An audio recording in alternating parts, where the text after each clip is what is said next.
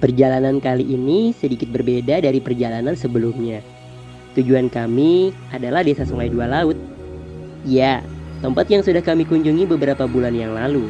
Dan sekarang menjadi salah satu wisata yang hits di Tanah Bumbu, Kalimantan Selatan.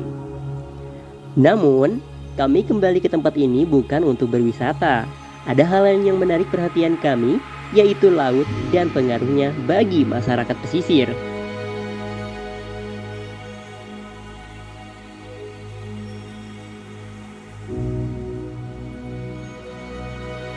Desa Sungai Dua Laut terletak di Kecamatan Sungai Loban, Kabupaten Tanah Bumbu, Kalimantan Selatan.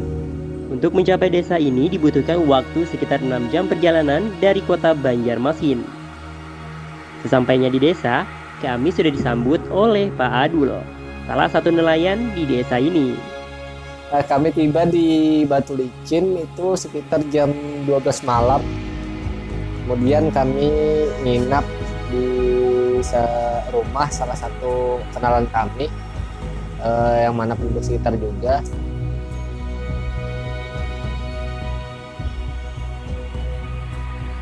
Tibalah kami di pagi hari yang cukup cerah dengan laut yang tenang.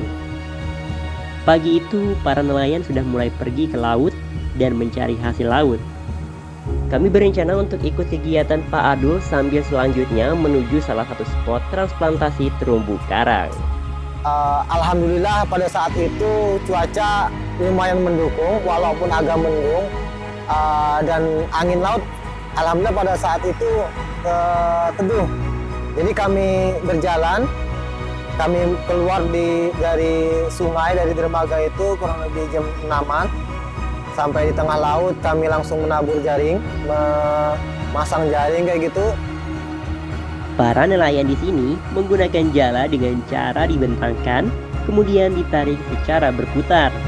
Pada tarikan pertama, hasilnya belum terlalu banyak. Pak Adul mencoba sekali lagi, dan kali ini hasilnya cukup memuaskan. Jadi kami memutuskan untuk 2 kali menabur. Dan kali kedua alhamdulillah di tempat yang berbeda, lumayan jauh jaraknya dari penaburan sebelumnya. Alhamdulillah itu kami lumayan dapat banyak, kurang lebih ya 2 kilo lebih lah ketimbang yang sebelumnya. Setiap bulannya hasil laut yang mereka cari berbeda-beda, tergantung musim. Dan sekarang adalah musim udang manis. Itu yang kami dapatkan itu ada berbagai macam udang manis, udang tiger, udang flower, dan ada berbagai macam ikan ya, ikan otek, ikan sungsungan, ikan separo, apalah itu. Jadi alhamdulillah yang tabur kedua itu lumayan banyak. Kemudian beliau mengantarkan kami menuju salah satu titik transplantasi terumbu karang. Salah satu keunikan tempat ini adalah penangkaran terumbu karangnya.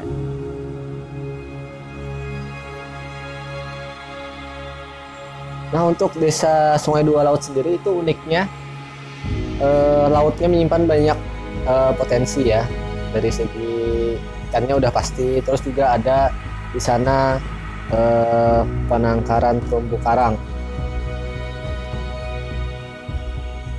Kegiatan transplantasi terumbu karang ini dipelopori oleh para aktivis kelautan. Salah satunya adalah warga desa Sungai Dua Laut, Albi. Albi sudah ikut kegiatan transplantasi sejak 2017. Sekarang Albi sedang berkuliah jurusan program studi ilmu kelautan di salah satu perguruan tinggi negeri di Banjarbaru. Kalau awal mulanya terumbu karang tuh ulun sebenarnya kurang tahu juga dari awal mulanya ini ada di situ. Tapi kan terumbu karang ini ibaratkan biota laut yang tumbuh. Kalau menurut kami terumbu karang itu adalah hewan juga, bukan tumbuhan tapi hewan.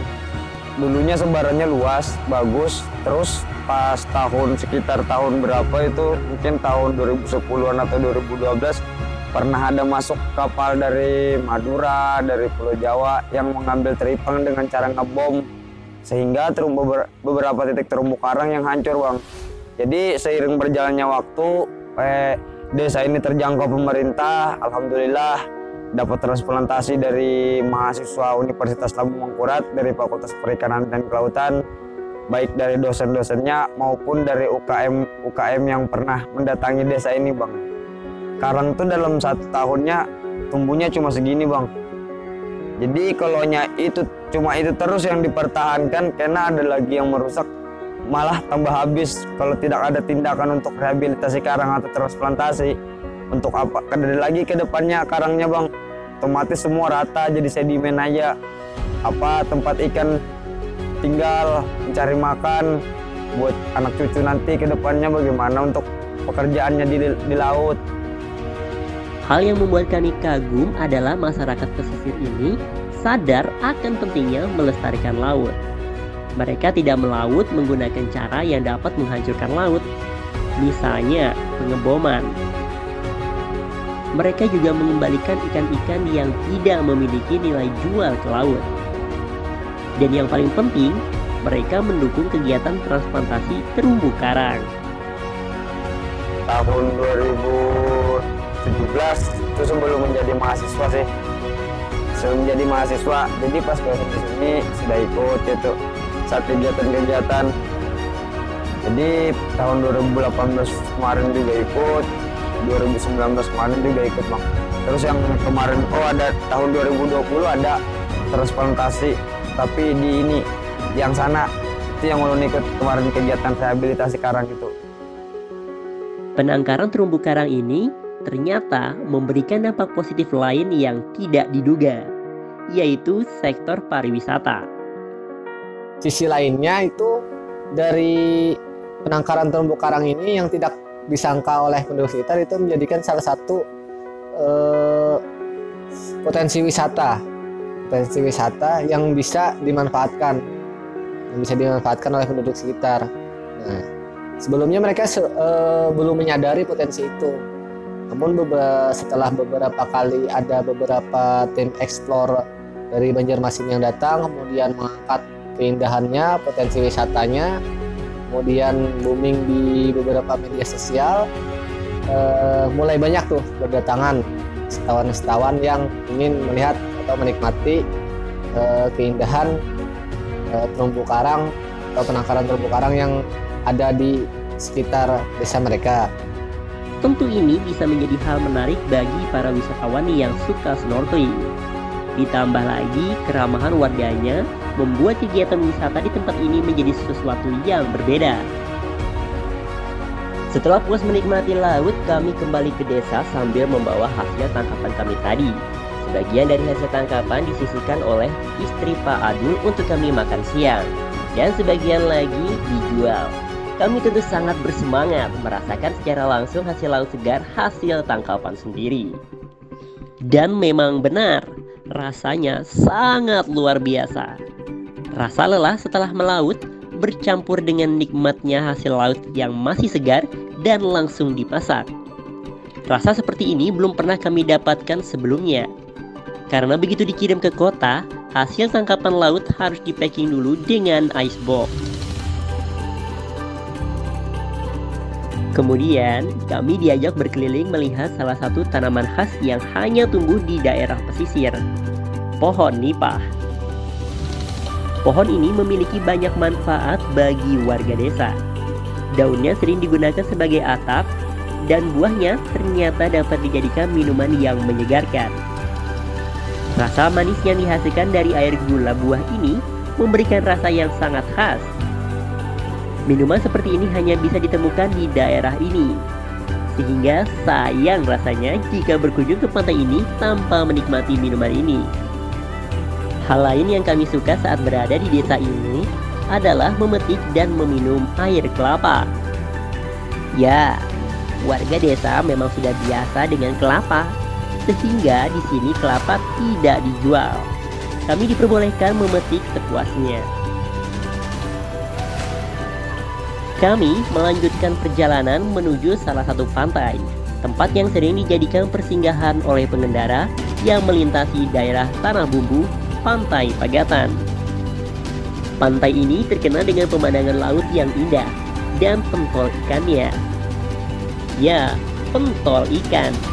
salah satu olah khas masyarakat Tanah Bumbu.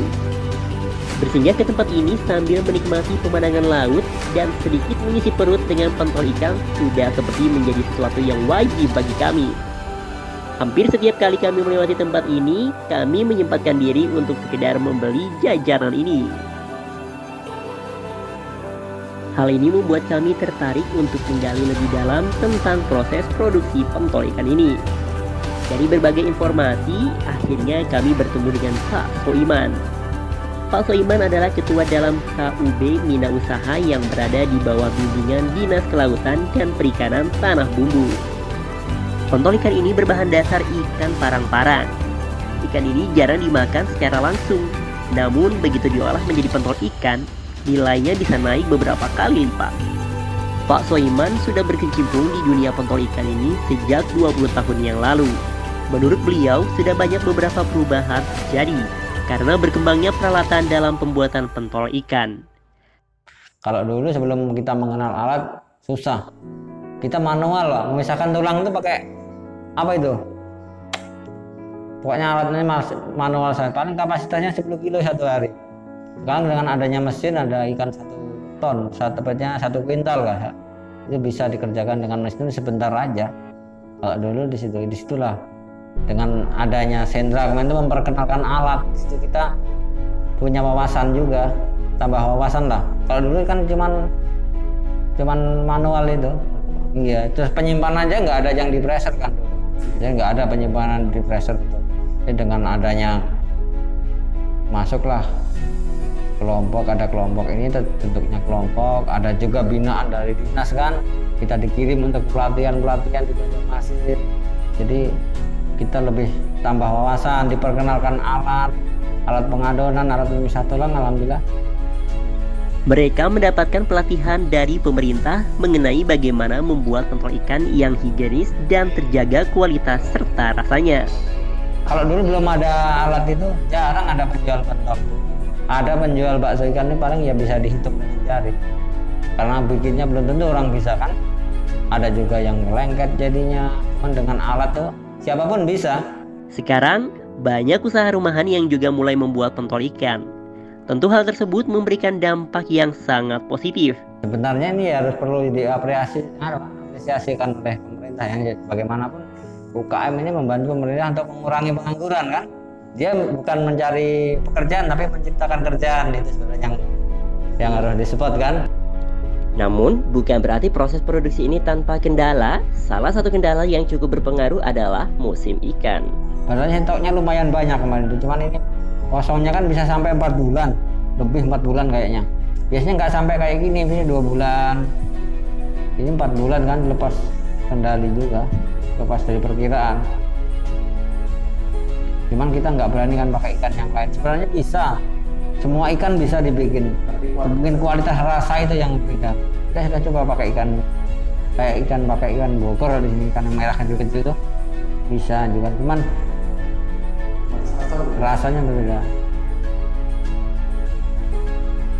KUB Mina Usaha sendiri berfokus pada sektor yang lebih besar, pasar modern seperti minimarket ataupun supermarket. Harapan mereka, produk olah laut ini dapat dijual secara luas. Tidak hanya di wilayah Tanah Bumbu, tapi juga secara nasional.